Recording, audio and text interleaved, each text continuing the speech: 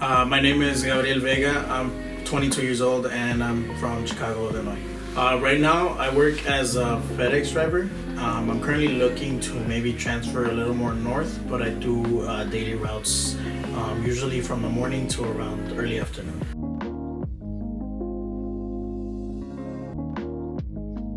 I was pretty much somebody who would stay at home most of the time at first. Maybe a little later on in my teenage years, I started hanging around with the wrong people, and that would lead me to bad influences and going out to do stuff that I shouldn't be doing at my age. And I was raised with a very Catholic family, so I was kind of looked down upon, and sometimes I would feel like I disappointed them because I did have an issue with kind of being honest with my parents when it came to any of that stuff. And looking back on it, it is very upsetting, and I'm disappointed that that's how I lived my life. But luckily now I kind of have a really good relationship with my parents, with my family in general.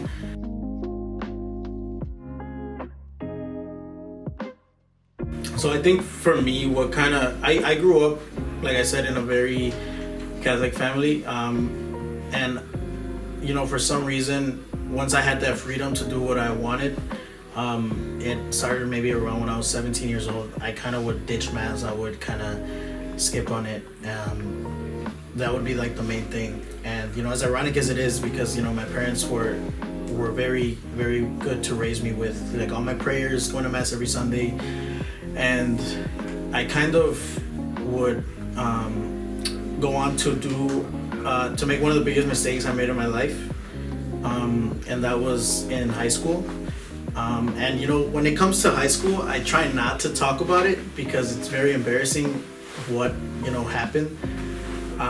But pretty much what I would end up getting expelled from private high school that I was in. Like I said, I would not get the most interest. I wouldn't have friends, and I was a pretty easy target to be bullied in a private high school. I wasn't the best looking. I wasn't in the best shape. I wasn't the most athletic. I was just bullied all the time. So what I would do is kind of to take out my anger, or I would think these privileged kids, they're not deserving of what they have. So I use that as an excuse to steal. So from the early stages of high school, I would steal, and I would get caught multiple times, whether that be money, whether that be any stuff that they had, any technology. And it got to a point where I did get expelled, and it hurt because I had to see my mom cry. And that was probably one of the most painful experiences in my life, because my mom crying because of a mistake that I did, getting kicked out of a high school that they paid a lot of money for. That was very it kind of opened my eyes a lot, and it's kind of sad to see that that's what had to happen. And the day I got expelled, I actually went on a retreat that I was scheduled to go on. It was for a youth group that I had in Mass. And I remember I got expelled, and I told my mom, I was like, I'm just gonna stay home. And she told me no, you're still going on this retreat because I want you to talk to God. I want you to get closer to Him. I want you to ask Him for help, because clearly I needed that help. And that weekend, I wouldn't say it completely changed my life, but it did open my eyes, and I kind of did start growing closer to God, and I kind of started to focus more on school, do better in school. And then a couple months later, my dad ended up passing away. So for me, that kind of brought me back down, and it was very hard for me to kind of trust God. And I kind of saw it as Him maybe you did all these bad things before in your life, so I'm taking your dad away. So that's how I saw it, and I kind of was very upset with him, but I would never show it. And I would just kind of skip on mass completely. I would lie to my parents, to my sister, telling them hey, I already went to mass, I already did this, I already did that. And it was just me avoiding. I call myself a practicing Catholic, but I would just avoid it completely. And I guess somehow I got convinced to go to my retreat for Iskali from a priest that I had met from my local parish. and that changed my life. That completely changed my life. I'm still not the best with my faith right now. I'm still working on it. Nobody's perfect. I'm not perfect. My faith isn't perfect, but I hope that I'm going to continue growing on it. But Iskali very much helped me completely change my life. It changed my habits. It helped me get rid of bad influences, old friendships. It helped me find new friendships, and people that I call family now. So, yeah.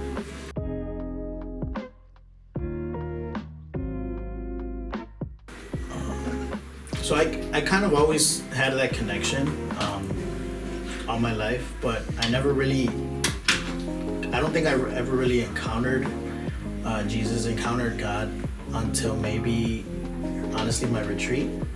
I have been to multiple, I'd say maybe at least over 10 retreats before Iskali, and I always just thought they were the same thing. Some of them, most of all, I think they would have opened my eyes, but that's what I would call a retreat high. I would get there, and then once I go back into society, go back into the real world, a couple weeks pass by, and I'm back into these old habits. So at the Iskali retreat, I think it was just the way that they organized it, the way that the servers were so into it. They were so, they gave themselves to the Holy Spirit. They offered everything up to God to serve us and to serve me specifically. I took that very personally, and I really enjoyed that. And that kind of helped me get closer to God. And then meeting these new people would help me also kind of start going into back these old habits.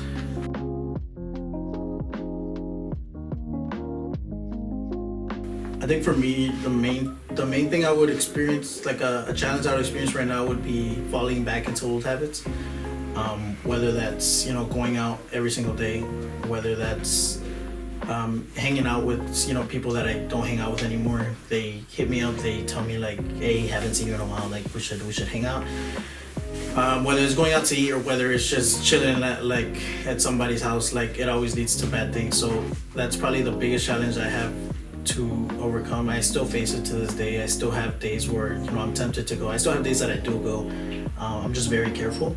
But honestly, I think I'd just rather completely kind of get rid of that, just so I can be free of that temptation, be free of all these challenges.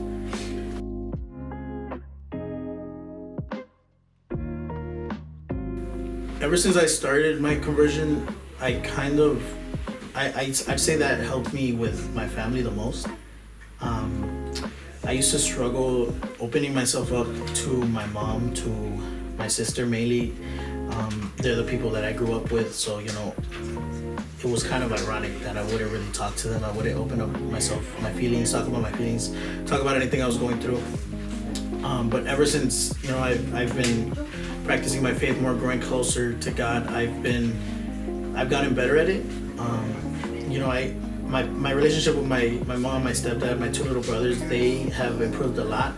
But I would say that my relationship with my older sister has improved the most. I was lucky enough to live my retreat with her, and she's done a lot too. So I've kind of been able to walk with her on this path, and we've both been growing together, which I really like.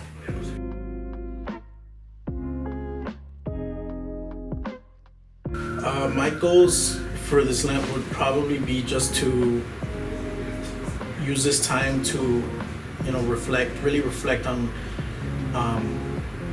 what Jesus went through for us, for the sacrifice that He made, and the sacrifices that we're to make. Not just that, but also to offer things up and to kind of use that to get used to these good habits. For example, me, I've been trying to do adoration up to 3 times a week, if not 5 times a week, if not every single day of the week. Whether it's something regarding work, whether it's something previous engagement.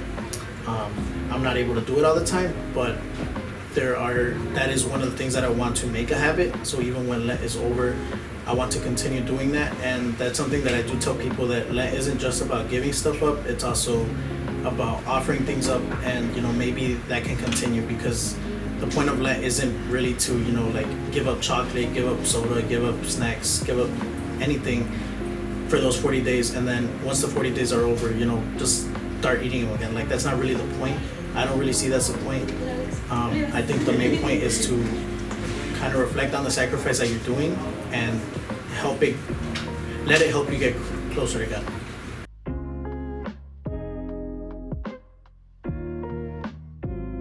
I would say just don't be. I would say for me, just don't be, scared to put yourself out there. Don't be scared to, let others judge you. That was one of the biggest things for me. I was very afraid of, other people judging me because of the bad things that I've done and maybe calling me a hypocrite, in the process that I was, trying to better myself, better my faith. And, I do have friends, or I did have friends that would, kind of question like me, judge me because, I believed in God and, they're atheists or they're a different religion. And so like if you're going through something similar where you're afraid to get judged, you're afraid to be discriminated, any of that, I think the most important thing to remember is that, it doesn't really matter what everybody says about you or about what you believe in. All that matters is like you and your personal relationship with God.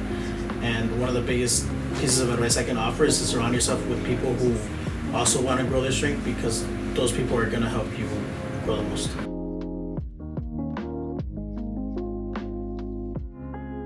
I think I still have a lot of work to do. Like I said, I'm not nowhere near perfect. I still make mistakes. I still have a lot of questions. But I think that's just more of a reason for me to want to grow in my faith, to want to learn more. For this Lent, I did start reading more about the catechism and kind of start reading more into the Bible, because I feel like that is very important when it comes to leadership, especially in Iskali, because questions that I used to have were answered by leaders that I met here in Iskali, and it's kind of like a cycle, because it's our responsibility to continue our faith, to continue Catholicism for the next generation, and us as like young adults, we can continue this for the next generation, and learning more. The more you learn, the better.